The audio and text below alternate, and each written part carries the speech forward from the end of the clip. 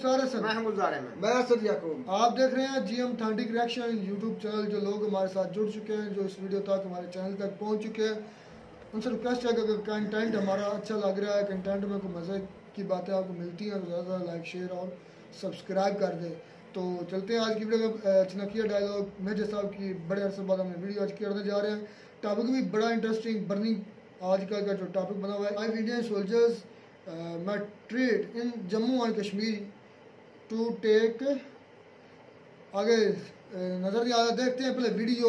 मेरे ख्याल में जो जम्मू कश्मीर में हुई है, एक हमला हुआ है इंडियन सोल्जर्स पर, उसके रिलेटेड वीडियो है। देखते हैं पहले वीडियो, फिर देते हैं अपना रिएक्शन।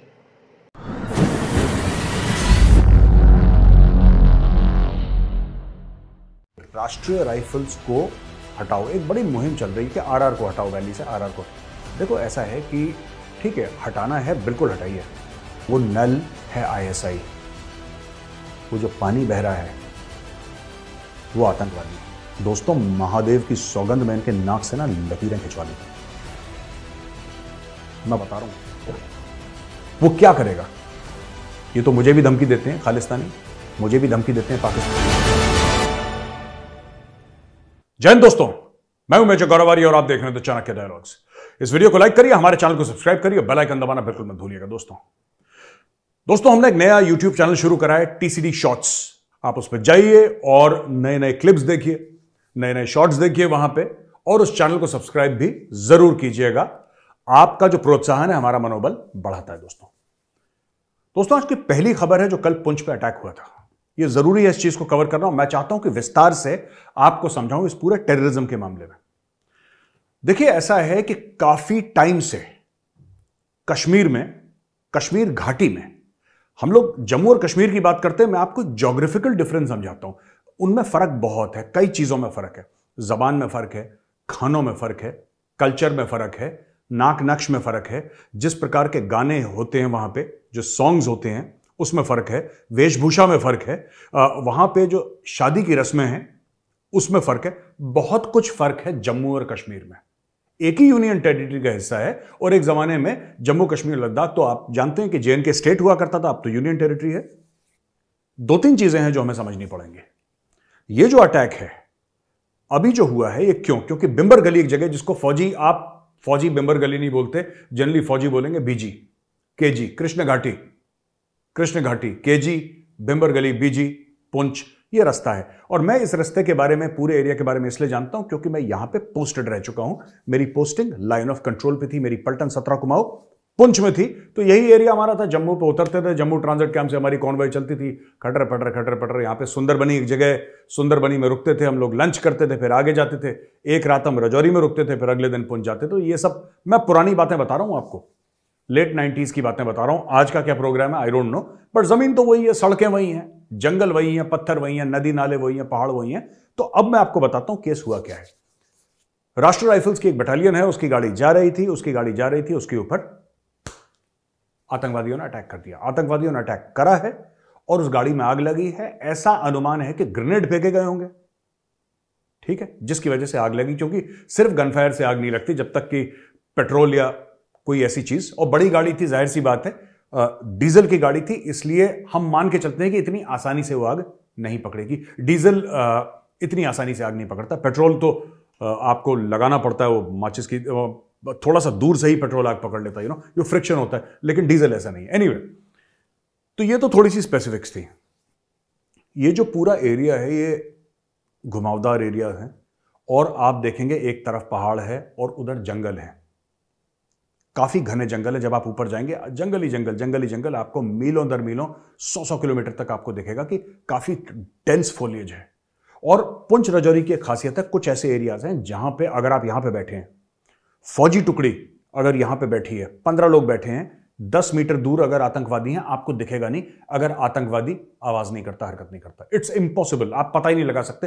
वो एरिया ऐसा है। और जो वहां पे नहीं गया, जो वहां पे नहीं रहा है, उसको समझाना बड़ा मुश्किल है। वो यही बोलेगा साहब ऐसा कैसे हो सकता है कि बगल में, आप कभी जाइएगा आपको पता लगेगा, आपको you will figure out that there is no way to know. अच्छा, वहां पे हुई ये अटैक और 5 हमारे साथी वीरगति को प्राप्त हो गए। अब इसमें 2-3 बातें मैं कहना चाहता हूं आपको। जैसे मैंने बोला था ना, विस्तार में समझाऊंगा। मैंने आपको ज्योग्राफी, फोलियज और किस तरीके का क्लाइमेट है, किस तरीके की टेरेन है, मैंने आपको मोटा मोटी समझा दिया। दोस्तों ऐसा है कि जो टेररिज्म है ना, वो एरिया शिफ्ट करती है, वो एरिया शिफ्ट करती है। आपने पुलवामा का अटैक आपने सुना ही है, राइट? आपने ये सुना कि पुलवामा में अटैक हो गया, कश्मीर में ये हो गया, कश्मीर में वो। आप जनरली न्यूज ऐसी सुनते हैं। आपने बहुत कम सुना होगा कि जम्मू साइड में हो गया। जम्मू में भी होता है, लेकिन सुनाई कम देता है जम्मू का, क्योंकि जम्मू में एक्चुअली जम्मू में अटैक्स कम हुए हैं पिछले आई थिंक 8-10 सालों में बनस्पत कश्मीर। तो इसलिए आपने मीडिया में कश्मीर कश्मीर ज्यादा सुना है। आपने स्टोन पेल्टिंग सुनी है, जो कि जम्मू में मुझे नहीं लगता कभी हुई होगी, तो हुई होगी कभी once in a while, but Jammu में यह सब कम होता है, बहुत ना के बराबर होता है। जब मैं वहां पे था तो सबसे जो हॉट एरियाज थे, व्हेन आई से हॉट, मेरा टेम्परेचर से मतलब नहीं है, मेरा टेररिज्म से मतलब है। टेररिज्म के हिसाब से जो सबसे हॉट एरिया थे वो कश्मीर नहीं था, वो साउथ कश्मीर नहीं था, वो पुलवामा और अनंतनाग और त्राल की बात कर लो, या और ये सब एरियाज, या इवन श्रीनगर, ये हॉट थे नहीं इतने।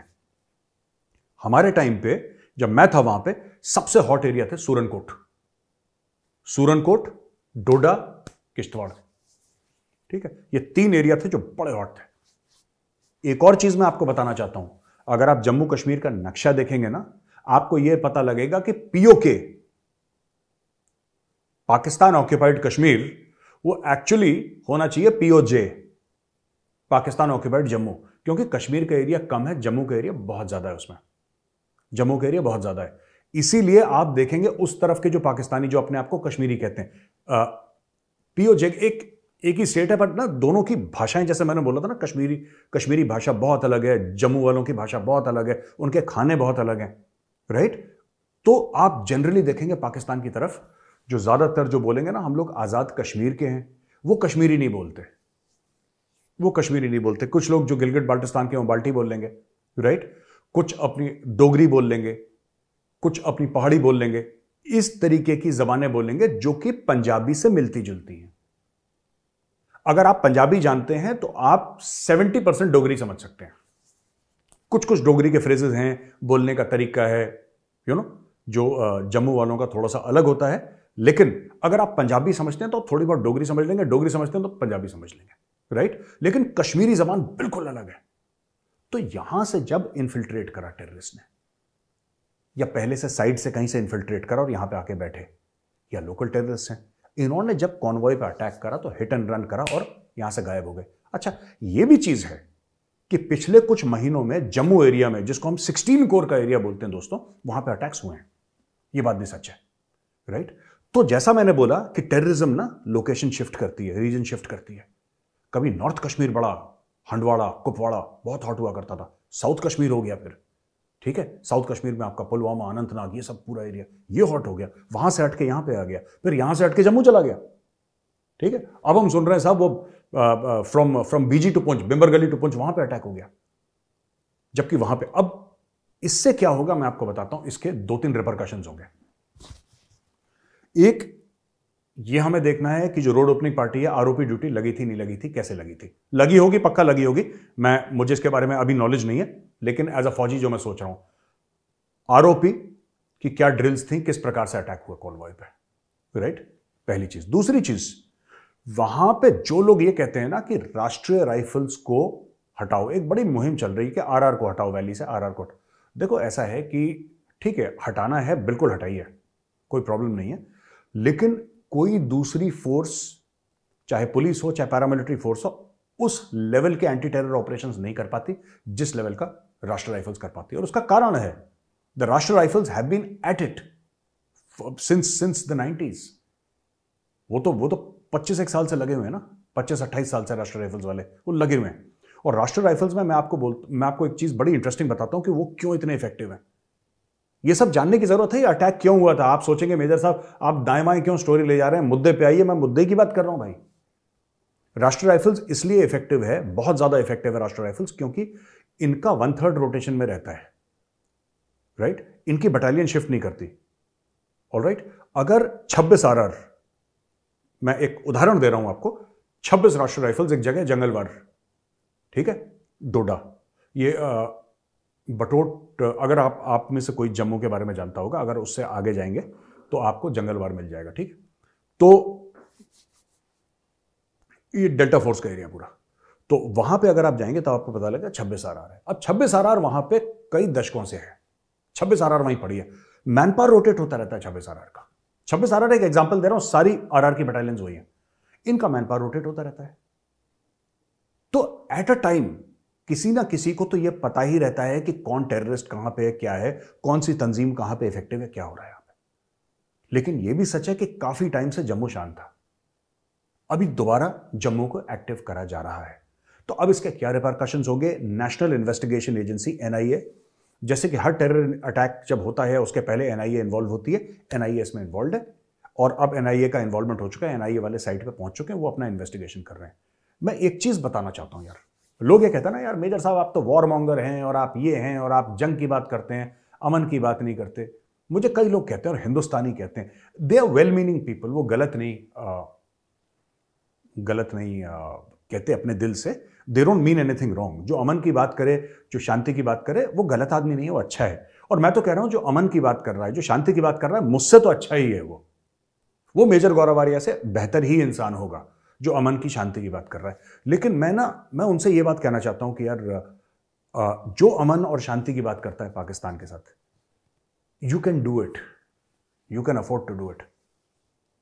आपके भाइयों के नाम नेशनल वॉर मेमोरियल में नहीं लिखे हुए हैं, आपके साथियों के नाम नेशनल वॉर मेमोरियल में नहीं लिखे हुए हैं, तो एक कमरे में बैठ के अमन की बात करना अच्छा है, मैं मना नहीं कर रहा, मैं पहले ही कह चुका हूं आप मुझसे बेहतर इंसान हैं।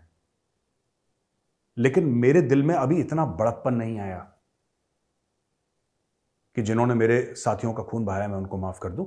अभी मैं इतना बड़ा इंसान नहीं बना, मैं अभी महात्मा नहीं बना, मैं इंसान ही हूं और मैं इंसान ही रहना चाहता हूं। सोल्यूशन सिर्फ एक है। देखिए ये अटैक्स क्यों हो रहे हैं? क्योंकि जेएनके में G20 का समिट हो रहा है। हर एक चीज के पीछे कारण होता है, ठीक है।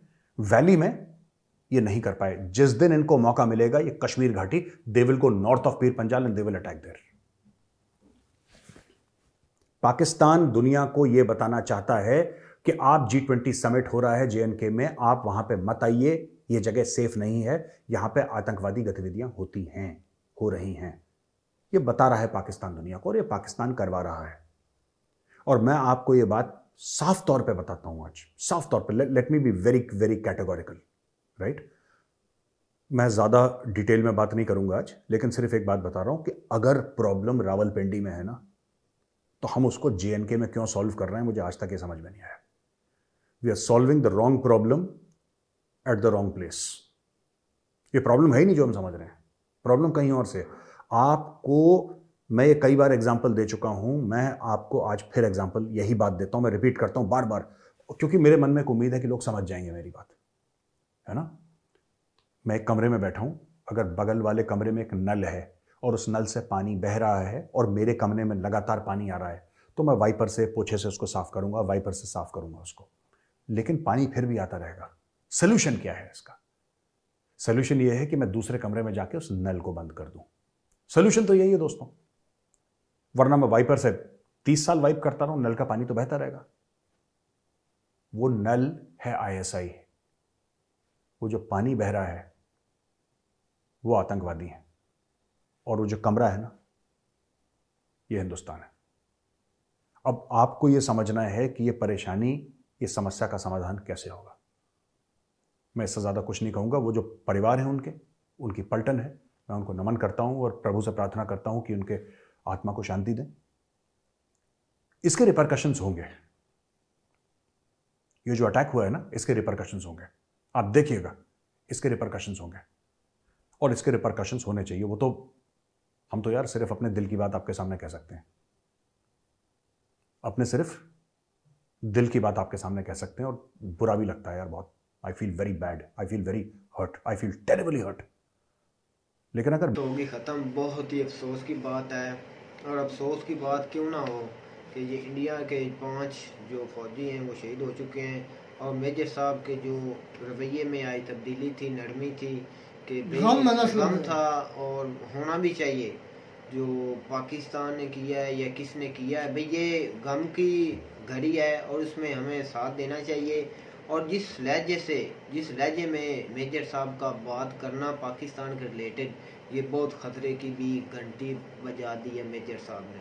वो कह रहे हैं मेरे पास अथॉरिटी होती, जो उसके दिल में आवाज थी ना कि मेरे पास अथॉरिटी होती तो मैं जो ये पाकिस्तान है ना इसको नक्शे से मिटा देता।